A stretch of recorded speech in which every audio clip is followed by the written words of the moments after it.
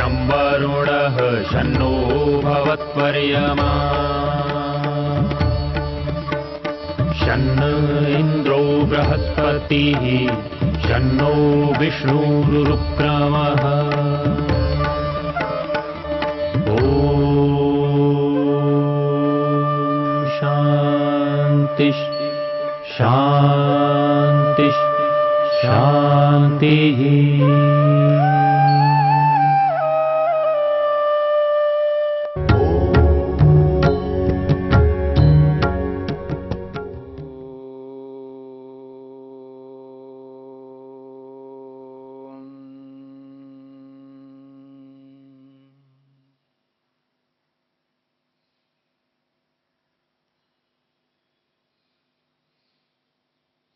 असंप्रज्ञात समाधि को प्राप्त करने के उपायों पर विचार चल रहा है।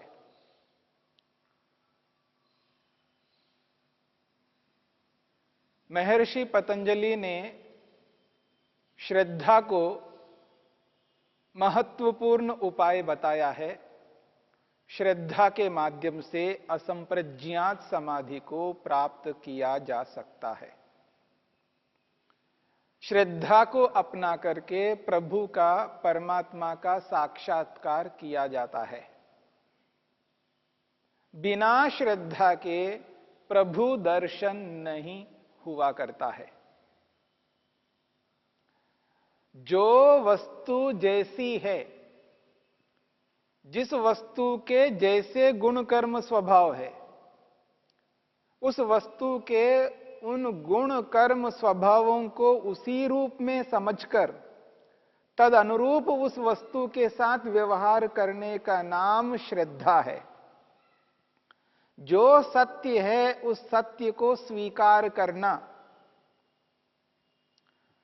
उस वस्तु के सत्य स्वरूप को धारण करने का नाम श्रद्धा है।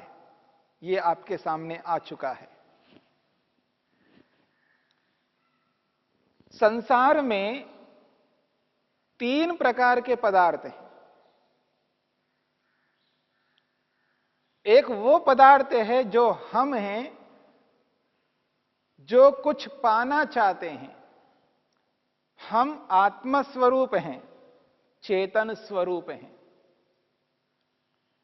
और जिसके माध्यम से जो पाना चाहते हैं वो माध्यम एक अलग पदार्थ है। मैं किसी को पाना चाहता हूं, प्राप्त करना चाहता हूं। प्राप्त करने वाला मैं हूं, और जो पाना चाहता हूं, जिसके माध्यम से पाना चाहता हूं, जो माध्यम है वह अलग है। और जिसको मैं पाना चाहता हूं, जो प्रापणीय है, प्राप्त करने योग्य है, वह भी अलग है। एक प्राप्त करने योग्य है, एक प्राप्त कराने वाला है, एक प्राप्त करने वाला है। यानी आत्मा प्राप्त करने वाला है, प्राप्त कराने वाला ये संसार है, संपूर्ण ब्रह्मांड, इसमें रहने वाले जितने जड़ पदार्थ हैं, ये सब के सब प्राप्त कराने वाले हैं, और जो प्राप्त होने योग्य है वो परमपिता परमेश्वर है। तो जो ईश्वर जैसा है उस ईश्वर को उसी रूप में, सत्य रूप में जानकर, समझकर उस ईश्वर को धारण करना, यानी उस ईश्वर के गुण कर्म स्वभावों को अपनाने का नाम श्रद्धा है। ईश्वर के सत्य स्वरूप को जानकर, समझकर उसके साथ वैसा ही व्यवहार करते हुए उसके गुणों को अपनाने का नाम श्रद्धा है।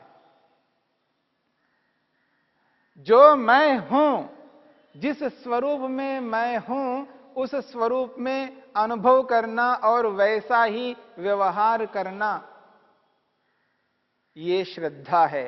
यानी अपने आप पर भी श्रद्धा रखना है, स्वयं के प्रति भी विश्वास रखना है, और जो प्राप्त कराने के जितने भी साधन है संपूर्ण ब्रह्मांड के अंतर्गत, ब्रह्मांडस्थ पदार्थों को उस रूप में समझना कि ये प्राप्त कराने वाले हैं, ये प्रापणीय नहीं है, प्राप्त होने योग्य नहीं है। ये प्राप्त कराने के साधन हैं। उन साधनों को साधनों के रूप में समझना और उनका वैसा ही प्रयोग करना उन पदार्थों के प्रति श्रद्धा है। यदि मैं एक वाक्य में कहूं ईश्वर के प्रति, आत्मा के प्रति, प्रकृति यानी इस ब्रह्मांड के प्रति श्रद्धा रखना, इन तीनों प्रकार के पदार्थों के प्रति श्रद्धा रखता हुआ व्यक्ति, उनके साथ उचित व्यवहार करता हुआ व्यक्ति अपने लक्ष्य को, उद्देश्य को, जो ईश्वर का साक्षात्कार करना है, ईश्वर का आनंद को प्राप्त करना है, उसको वो पा सकता है। तो श्रद्धा ईश्वर दर्शन का एक बहुत बड़ा कारण है। और जो ईश्वर है, उस ईश्वर को ईश्वर के रूप में जब व्यक्ति नहीं जानता, नहीं समझता, तो व्यक्ति दुख उठाता है।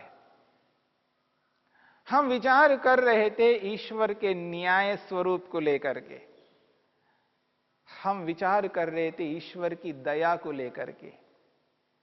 एक और ईश्वर न्यायकारी है, न्याय करता है, और दूसरी ओर ईश्वर दयालु है, दया करता है। यदि ईश्वर न्यायकारी है तो दया कैसे कर पाएगा? यदि दयालु है तो न्याय कैसे कर पाएगा? एक ईश्वर में ये दोनों विरुद्ध धर्म कैसे हो सकते हैं? इस बात को लेकर के कई बार व्यक्ति के मन में शंका उत्पन्न होती है, या प्रश्न उत्पन्न होता है, कभी जिज्ञासा उत्पन्न होती है। क्योंकि व्यक्ति दया और न्याय के स्वरूप को जब समझ नहीं पाता है, तब व्यक्ति को यह समस्या उत्पन्न होती है।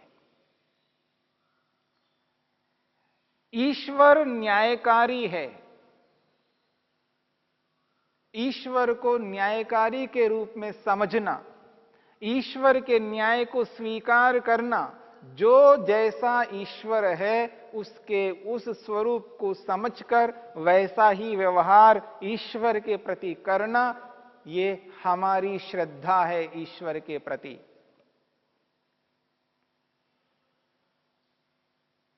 और न्याय किसे कहते हैं, हम सब इस बात को अच्छी तरह समझ लेते हैं, जानते हैं। जो व्यक्ति जैसा कर्म करता है, जिस रूप में करता है, जितना करता है, उस व्यक्ति को उसी रूप में यथार्थ न्याय करना, अर्थात उसके कर्म के अनुरूप उसको प्रतिफल देना। जैसा उसका कर्म है, उस कर्म के अनुरूप ही उसको परिणाम देना, फल देना, यह न्याय कहलाता है। और ईश्वर न्याय करता है, इस बात को हम सब जानते हैं। ईश्वर न्यायकारी है। यदि मनुष्य ने अच्छा कर्म किया है, अच्छा प्रतिफल देता है, और बुरा कर्म किया है तो बुरा प्रतिफल देता है। यह ईश्वर का न्याय है। इस बात को हम सभी जानते हैं। अब दयालु है ईश्वर, साथ में क्या है? ईश्वर दयालु है। दया का अभिप्राय क्या है? सब पर दया करता है, सब पर करुणा करता है, सब पर कृपा करता है। कृपा कहो, करुणा कहो, दया कहो, एक ही बात है। क्या दया करता है ईश्वर? क्या करुणा करता है? क्या कृपा करता है?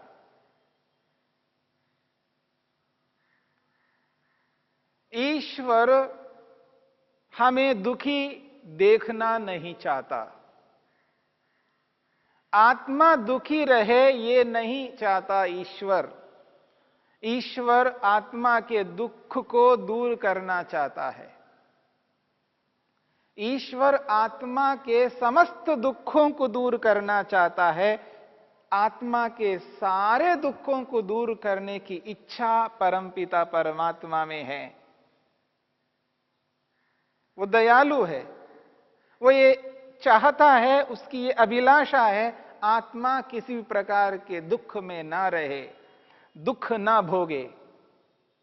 और मेरे पास यानी ईश्वर ये विचार करता है, ये इच्छा रखता है, जो मेरे पास परम आनंद है, मेरे परम आनंद का उपभोग आत्मा करे, ये ईश्वर की इच्छा है। और इसलिए ईश्वर आनंद देता है, सुख देता है, ये ईश्वर की दया है।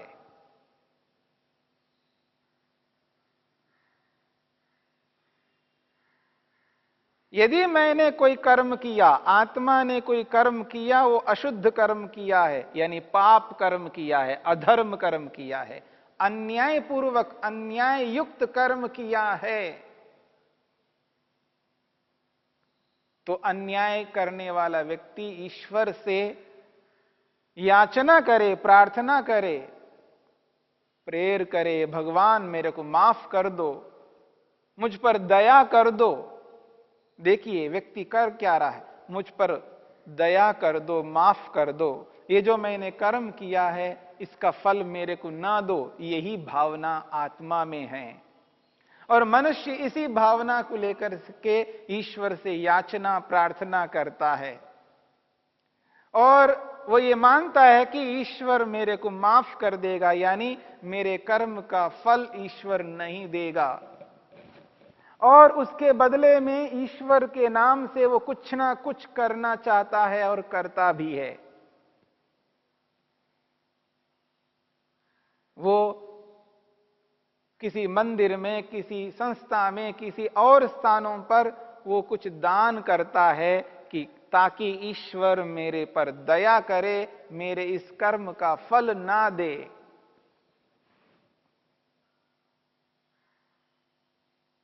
अगर ऐसा ईश्वर करता है तो वो ईश्वर की दया है, ऐसा आदमी समझने लगता है। अगर ईश्वर ऐसा नहीं करता है तो वो दयालु किस बात का है? वो फिर दया क्या किया उसने? जो ईश्वर माफ ही नहीं करता हो, वो ईश्वर क्या है? वो ऐसा मान बैठता है, पर ईश्वर ऐसा कभी नहीं करता। हां, ईश्वर दया करता है उस पर दंड दे करके दया करता है। उसने जो पाप कर्म किया है, उस पाप कर्म का दंड अवश्य उसको देता है, ताकि उस दंड से, उस दुख से वो आगे पाप कर्म ना करे। और वो व्यक्ति आगे और लोगों को जो नाना प्रकार का दुख दे सकता है, उन सारे दुखों को रोकना चाहता है। जो दंड व्यवस्था है, वो दंड व्यवस्था इसीलिए है ताकि उस व्यक्ति को उस बुरे कर्म का दंड दे करके, कष्ट दे करके, दुख दे करके भविष्य में उससे और पाप नहीं होने देना चाहता, और भविष्य में और किसी प्रकार का पाप वो व्यक्ति ना करे। भविष्य में होने वाले पापों को रोकने के लिए व्यक्ति को दंड दिया जाता है, और उस पर दया किया जाता है कि आगे चल करके दुख ना भोगे। और जो दूसरों को दुख मिल सकता है इसके पाप कर्म करने से, उन सारे पाप कर्मों को रोक रहा है दंड दे करके, और लोगों पर दया कर रहा है ईश्वर। इस बात को समझने का प्रयत्न करना। यदि वो पाप को रोक रहा है दंड दे करके, तो और जो लोग हैं, एक व्यक्ति को नहीं, 10 व्यक्ति को नहीं, 100 व्यक्ति को नहीं, हजारों को नहीं, लाखों को नहीं, करोड़ों को, अरबों को, अरबों लोगों को दुख दे सकता है, कष्ट दे सकता है, पीड़ा पहुंचा सकता है, हानि पहुंचाता है। आज हो भी रहा है, हम सब इस बात को जानते हैं। सैकड़ों लोग, लाखों लोग, करोड़ों लोगों को दुख दिया जाता है एक कर्म से। इसलिए उस व्यक्ति को दंड दे करके और लोगों को जो दुख प्राप्त हो सकता था, उसको रोक कर उस व्यक्ति पर दया कर रहा है ईश्वर। उसके पाप को रोक रहा है दंड दे करके, भविष्य में और पाप ना करे। यदि उस व्यक्ति को दंड देकर पाप को, भविष्य में होने वाले पाप को नहीं रोका जाता है, तो वो व्यक्ति पाप को कभी त्याग नहीं कर सकता। ये आत्मा का स्वभाव है, जब व्यक्ति पाप करता है और किसी से माफी मांग करके छूट जाता है, उसका मनोबल और बढ़ जाता है, और अधिक पाप कर्म करेगा, फिर माफी मांगेगा, और पाप करेगा, फिर माफी मांगेगा। और जब दंड व्यवस्था नहीं होती है तो अराजकता प्रारंभ हो जाती है, और समाज में व्यवस्था करने के लिए न्याय की आवश्यकता है, दंड की आवश्यकता है, और ईश्वर न्याय भी करता है और दया भी करता है। न्याय और दया में किंचित मात्र अंतर है, कोई विशेष अंतर नहीं है। उसके कर्म का यथार्थ फल दे करके न्याय करता है, और भविष्य में उसके दुखों को रोकता है, उसके दुखों को रोकता है और अन्यों के भी दुखों को रोकता है। यही उसकी दया है। और बात समझने का प्रयत्न करना, ईश्वर दयालु कैसा है। देखिए, हम जो भी कर्म करते हैं, हम अपने कर्मों का फल प्राप्त करना चाहते हैं। हम कर्म इसलिए करते हैं उसका फल हमको प्राप्त हो, यानी उस कर्म को हम अपने लिए करते हैं, हम किसी के लिए भी कर्म नहीं करते। हां, उस कर्म से दूसरों को लाभ होता है, सुख मिलता है, दूसरों को लाभ ही लाभ हो रहा है तो होगा, पर वो जो दूसरों को लाभ देकर के हम अपना लाभ चाहते हैं, हम अपने विशेष लाभ के लिए दूसरों को लाभ देते हैं, और प्रत्येक कर्म का फल हमको इसलिए मिलता है, वो कर्म हम अपने लिए करते हैं। हम माता के लिए, पिता के लिए, पत्नी के लिए, भाई के लिए, किसी के लिए भी कर्म करते हैं, हम अपने लिए करते हैं। ये अलग बात है, उस कर्म से औरों को भी, उनको भी सुख मिलता है, पर केवल उनके लिए हम कर्म नहीं करते, हम अपने लिए कर्म करते हैं। कोई भी कर्म हम ऐसा नहीं करते हैं जिसका प्रतिफल हमें ना मिले, चाहे वो आध्यात्मिक हो, चाहे वो भौतिक हो, किसी भी प्रकार का कर्म हो, प्रत्येक कर्म का फल हमें प्राप्त होता है। हां, इतना अंतर है, किसी कर्म का फल यहां ना मिल करके मुक्ति में मिल सकता है। यदि मुक्ति में नहीं मिलेगा तो संसार में मिल सकता है, पर कर्म का फल हमें ही प्राप्त होता है। हम अपने लिए कर्म करते हैं, किसी और के लिए नहीं करते हैं।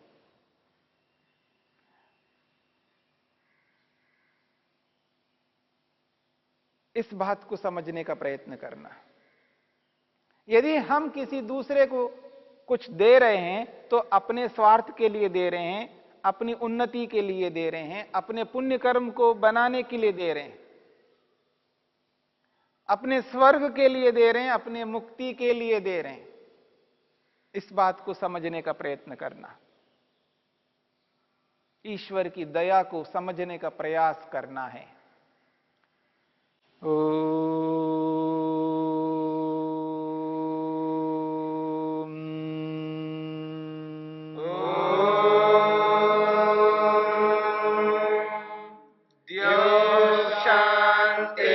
शांतिरंतरिक्षं शांति पृथिवी शांतिरापः शांतिरोषधयः शांतिः वनस्पतयः शांतिर्विश्वे देवा शांतिर्ब्रह्म शांति सर्वं शांति शांतिरेव शांति क्षमा शांतिरेधि।